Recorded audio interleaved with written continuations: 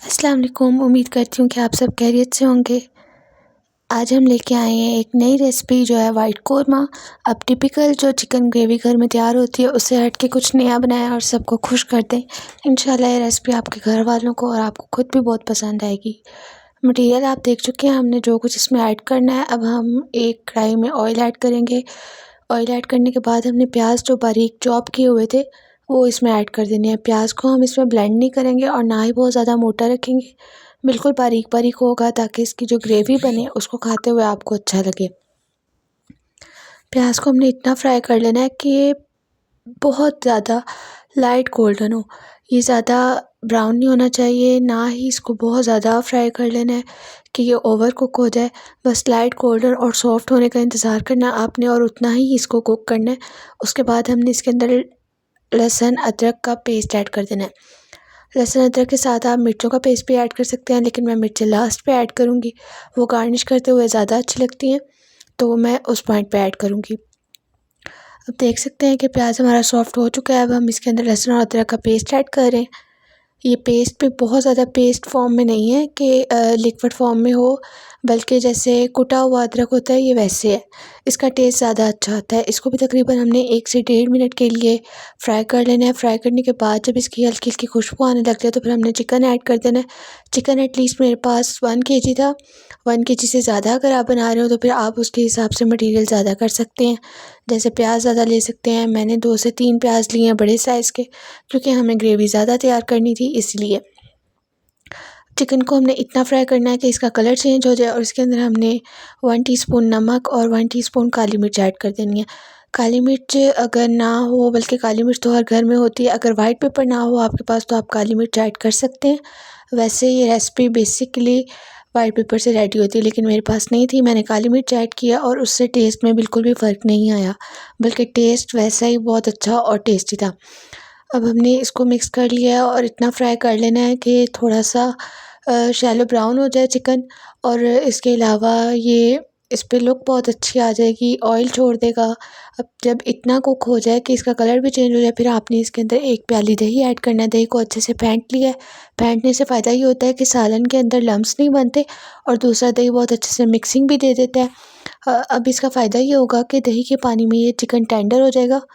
इसको थोड़ा-सा हिलाएँगे, भून लेंगे और फिर उसके बाद इसको कवर कर देंगे। कवर करने के बाद आपने इसको तकरीबन 5 से 6 मिनट के लिए छोड़ देना है, ताकि दही के पानी में ये चिकन गल सके, क्योंकि इसमें हम बहुत ज़्यादा पानी जैसे टिपिकल चिकन ग्रेवी में ऐड करते हैं वो ऐड नहीं करेंगे। देख सकते हैं 5 से 6 मिनट के बाद मैंने इसको रिमूव किया इसके कवर को, तो ग्रेवी फ़ॉर्म आना शुरू हो गई है और दही का पानी भी काफ़ी हद तक ड्राई हो चुका है। उसके अलावा चिकन भी काफ़ी हद तक गल चुका है। अब इसको हम मुसलसल भून लेंगे, इतना भून लेना है कि ऑयल साइड पे अलग हो जाए और आपको इसकी बहुत अच्छी लुक नज़र आनी शुरू हो जाए।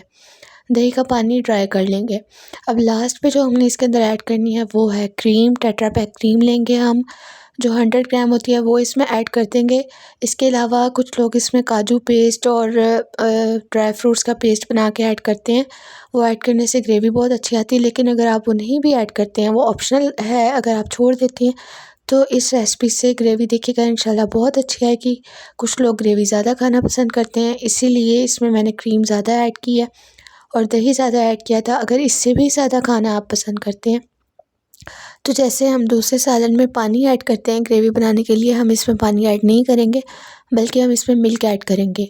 मिल्क ऐड करने से फ़ायदा क्या होगा कि इसके कलर में भी चेंज नहीं आएगा और टेस्ट भी बहुत अच्छा हो जाएगा, क्योंकि इसमें क्रीम ऐड की है। क्रीम, मिल्क और दही का जो मिक्सचर है वो इसमें बहुत अच्छा अरोमा देगा।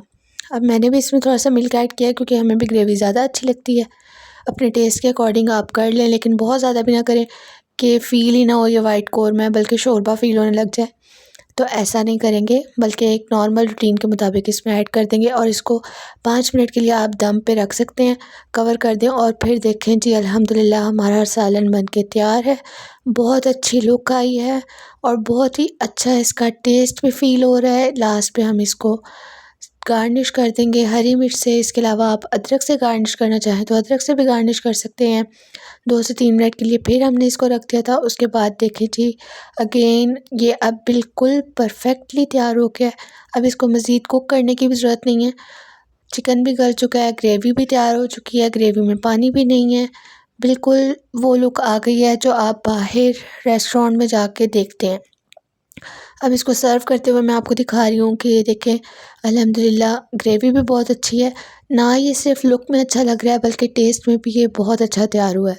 अगर आपको हमारी ये रेसिपी अच्छी लगी है तो हमें लाइक करें, सब्सक्राइब करें, कमेंट भी करें। और अगर आपको किसी भी टॉपिक पे नोट्स दरकार हैं तो आप हमें उसके लिए भी कमेंट कर सकते हैं। असाइनमेंट भी आपको कंप्लीट हमारे चैनल पे मिल जाएगी किसी भी टॉपिक पे, ना सिर्फ उर्दू के बल्कि और भी जो सब्जेक्ट्स हैं उनसे रिलेटेड टॉपिक्स पे आप हमसे पूछ सकते हैं। तो ये देखें जी, अल्हम्दुलिल्लाह हमारा सालन रेडी है। हमारी इस रेसिपी को अपने दोस्तों के साथ, फैमिली के साथ शेयर कीजिएगा और अपने घर पे होने वाली दावतों में इसे लाज़मी बनाइएगा और दाद समेटिएगा। मिलते हैं आपसे नेक्स्ट वीडियो में। इजाज़त दीजिए। अल्लाह हाफ़िज़।